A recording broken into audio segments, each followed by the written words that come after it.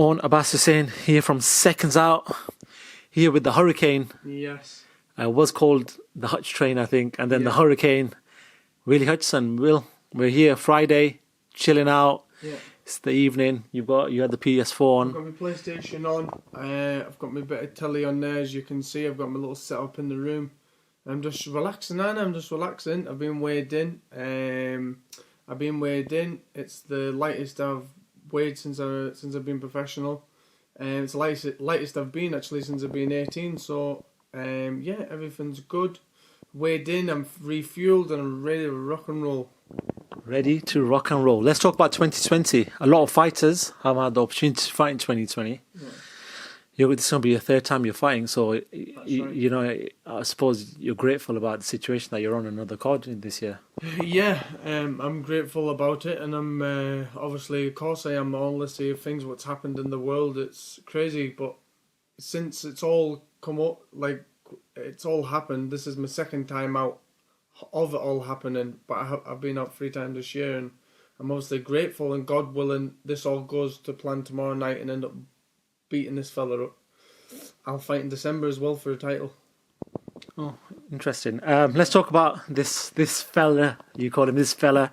Your Spanish opponent, Jose Miguel Fanindo. Yeah. His last fight was probably the one that sticks out in his resume. It was against the return of Sergio Martinez. Did you watch that fight? What did you make of that fight? To be honest with you, I haven't watched it, so I can't really say much on it. I just leave all that to Dom, you know what I mean? And on fight night, I'll do what I need to do to win. Let's talk about your career to date. I know that you're saying that your next fight's, you win this fight, your next fight's going to be for the belt. Yeah. But this is going to be your 13th fight. You've had 12 fights, That's right. 8 KOs. I know you've sort of mixed about in the weights initially, but where are you at the moment? Where I'm at the moment, I'm coming down to super-middleweight. I think I was one off the 12 stone limit, the championship limit. So that, yeah, I'm coming down to 12 stone, and I'm ready to start battling whoever's at 12 stone. These little miniature men from middleweights coming up to super middle's gonna know about it when they're in with the Hurricane. Trust me. You know, I just wanted to talk about someone from Scotland, Josh Taylor. And Yeah. I was here covering his fight a couple of weeks ago when he fought Appin and Kunsong. Yeah. When you look at Josh Taylor, and you know that there was this big name back then, and then you've come through the ranks. And I can remember when David Hayes signed you back at the start. Yeah. There was a lot of hype around you. That's You were right. this wonder kid from Scotland. But how much do you take from what Josh Taylor's doing at the moment, and how much does that motivate you? You know, Josh Taylor, he's leading the pack for Scottish boxing, isn't he? He's the man that's in the limelight just now, and he's probably one of these. He's unbelievable, isn't he? I mean, he's near enough undisputed champion of the world, so he's leading the pack for Scotland. He's leading the way for us, and obviously pushes me on to see the likes of lads like him and bits of lads that's coming through doing what he's doing. Obviously, I can see if he can do it, why can't I? You know. So yeah, it's good. It's good. You're still very young, 22 years old. But realistically, where do you want to be in the next, let's call it the next 12 months? Say you fight regularly. Yeah. You said the next fight is going to possibly be for a belt. Yeah. But in 12 months' time, realistically, where do you want to be? In the next 12 months' time, listen, I take it fight by fight. You know what I mean? I take it fight by fight and see how it goes. But I would like to see myself to be British champion and probably fighting for the European title in 12 months' time. Interesting. You'll be 23, 24 then, so That's right. I'm banging on the door to smash all these little men.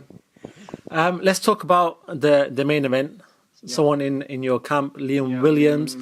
Liam Since he's gone to middleweight, there's no hiding the fact that he's become this puncher. He's become he seems like he's just suited to that weight. There's certain fighters that are suited to a weight. He seems to be suited to the middleweight division.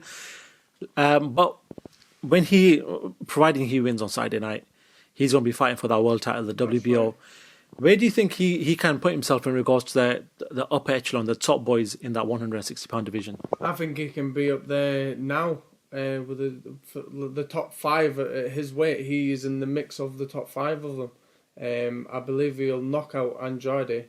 I believe if him and Andrade fight, Andrade won't want to fight him because he's too much for him. I believe after he gets through this fight, he just needs to sit back, keep in the gym, and that world title's just literally at his fingertips. And God willing, he gets his fight and he'll win it. 100%. I've got all my confidence in the world of him.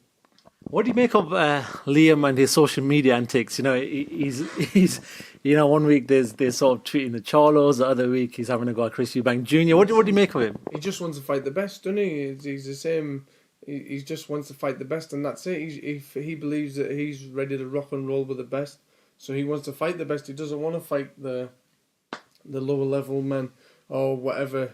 Like, just for instance, he wants to fight these world champions. He wants to fight for world champions and hopefully become a world champion, and then that's him. He's off and he's on his way, you know. So that he wants to fight the best. None of them will fight him. No one will fight him. Let's talk about another one of, well, somebody who was in your sort of training stable was Kell Brook. I know he's going to be fighting Crawford and he's not going to be trained by Dom this time, but yeah, let's talk about that fight. Kell Brook, Terence Crawford is about 6-7 weeks out, I think. That's right, yeah. It's actually 5 weeks Saturday. You've been counting, haven't you? How do you see that one playing out?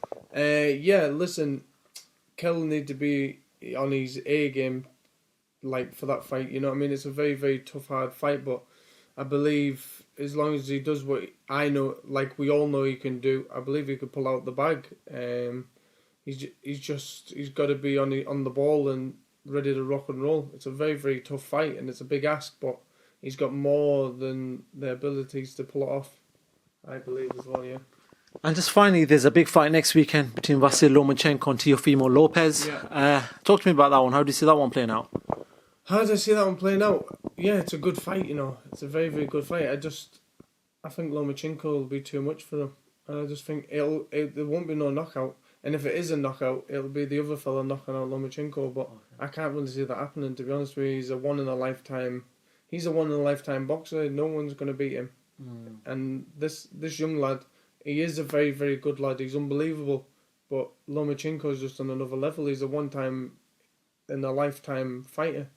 He's unbelievable, isn't he? He's the best. He's pound for pound, and he's pound for pound in my eyes.